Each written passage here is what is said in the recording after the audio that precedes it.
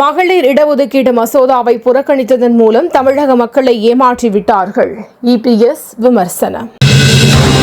திருச்சியில் தாவேக தலைவர் Vijay road show, தொண்டர்கள் உற்சாக வரவேற்பு. முதல்வர் மு க ஸ்டாலினுக்கு அரசியல் புரிதல் இல்லை, அவர் மற்றவர்கள் எழுதி கொடுப்பதை பேசுகிறார்.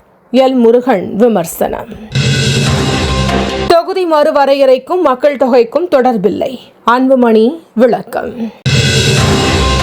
பெண் சிறுத்தையான பிரேமலதாவை வெற்றி பெற செய்ய வேண்டியது நமது கடமை, திருமாவளவன் பரப்புரை. விருதுநகர் அருகே பட்டாசு ஆலையில் ஏற்பட்ட வெடி விபத்து, உயிரிழந்தவர்களின் எண்ணிக்கை 20ஐ தாண்டியது. மேற்கு வங்கத்தில் மத்திய அரசின் சூரிய சக்தி மின் திட்டத்தை செயல்படுத்த விடாமல் திரிணாமுல் காங்கிரஸ் தடுத்து வருகிறது, பிரதமர் மோடி குற்றச்சாட்டு. பெண்களின் அரசியல் உரிமையை பறிக்கிறது காங்கிரஸ் திமுக கூட்டணி, மத்திய அமைச்சர் பியூஷ் கோயல் விமர்சனம்.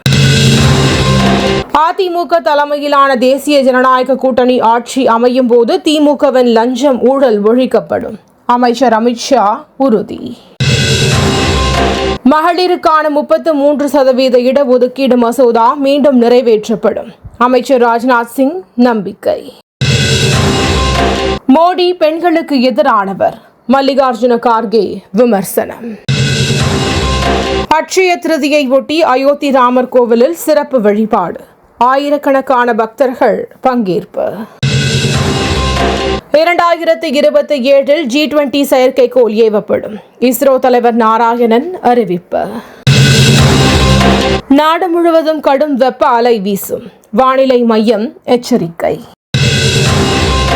இன்றைய IPL போட்டி, குஜராத் மும்பை அணிகள் மோதல்.